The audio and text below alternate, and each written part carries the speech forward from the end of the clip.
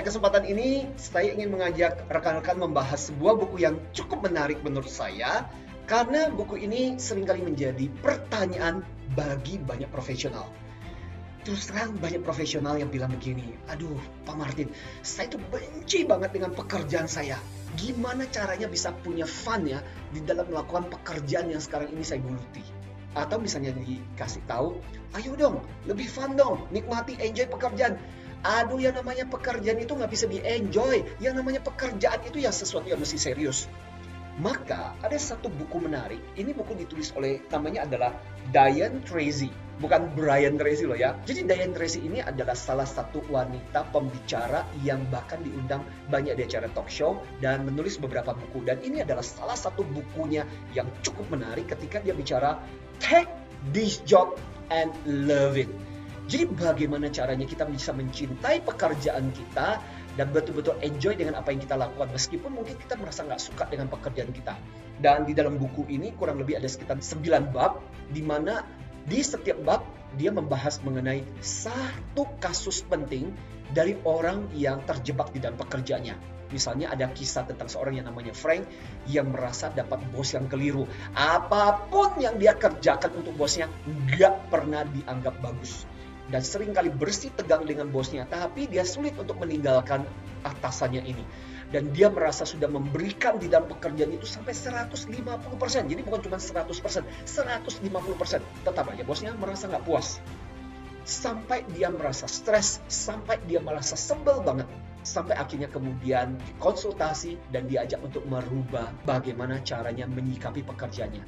Yang menarik adalah buku ini pada dasarnya memberikan kepada kita sebuah kerangka bagaimana caranya kita bisa menyikapi pekerjaan kita dengan lebih baik.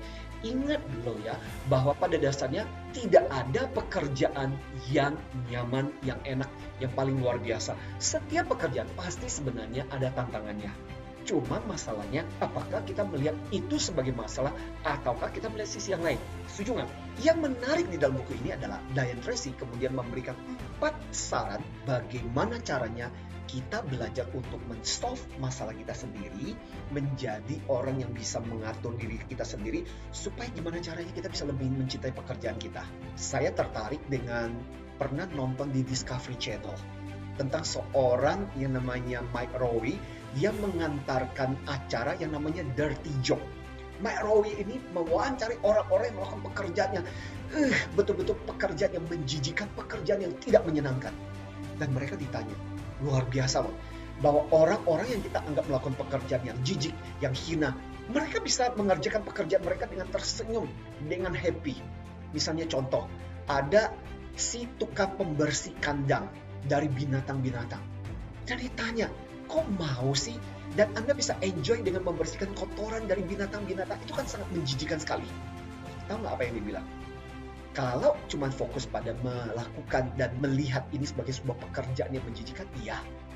Tapi yang saya lihat adalah bukan di situ. Yang saya lihat adalah setelah saya membersihkan kandang ini, bagaimana binatang-binatang yang saya bersihkan kandangnya ini seolah-olah mengucapkan terima kasih kepada saya. Thank you. Bahwa kandangnya udah dibersihkan. Dan itu membuat saya merasa happy. Menarik ya, bagaimana orang-orang seperti ini selalu melihat sisi yang lain di dalam pekerjaan mereka. Nah, siap untuk menerima sarannya dari Diane Tracy ini. Diane Tracy memberikan kita 4 saran. Bagaimana caranya kita menerima pekerjaan kita dan bisa mencintai pekerjaan kita. Yang pertama-tama adalah clarify the problem. Bagaimana kita mengklarifikasikan masalah kita. Melihat problem kita yang sesungguhnya apa sih. Jadi kadang-kadang kita merasa kita punya beban, kita stres, tapi kita sendiri tidak bisa mendefinisikan sebenarnya permasalahan kita yang sebenarnya apa sih. Yang kedua, create new vision. Mungkin pada suatu ketika kita melakukan pekerjaan, kita tidak bisa mewujudkan apa yang menjadi impian kita. Misalnya impian kita adalah menjadi seorang penyanyi, tapi kita terjebak kemudian akhirnya kita melakukan sesuatu pekerjaan yang berbeda. Kata Diane adalah, bagaimana kalau seandainya kamu menciptakan semacam visi yang baru, visi yang akan mengantar bahwa pekerjaan ini nantinya bisa membawa kamu ke tujuan yang lebih besar. Yang ketiga adalah connect to our feeling. Bagaimana caranya kita connect dengan perasaan kita, mengakui dan menerima sebenarnya perasaan kita yang sesungguhnya itu apa sih? Problemnya adalah banyak orang yang bahkan dia sendiri nggak tahu apa yang terjadi. Atau orang yang tidak mengakui atau mengingkari bahwa dia merasa stres, merasa bosan, merasa sebel, dan sebagainya. Jadi di dalam pembelajaran ini, Dan mengatakan bahwa belajar untuk jujur. Karena kejujuran kita dengan perasaan yang kita rasakan itu adalah awal buat kita untuk melakukan perubahan dalam kehidupan kita. Semakin kita tahu, semakin kita mengakui, semakin kita merasakan apa yang kita rasakan, semakin memungkinkan buat kita untuk merubah diri kita. Menarik ya. Dan yang terakhir adalah choose your option. Buat pilihan-pilihan dalam kehidupan Anda. Dari Tracy di buku ini mengatakan bahwa look, di hampir setiap dari situasi kita sebenarnya selalu ada pilihan-pilihan. Problemnya adalah kadang-kadang kita tidak mau melihat pilihan-pilihan itu atau tidak mau mencoba untuk memikirkan ada nggak pilihan-pilihan lain yang kita bisa lakukan dalam situasi itu. So teman-teman sekalian, ini buku yang cukup menarik.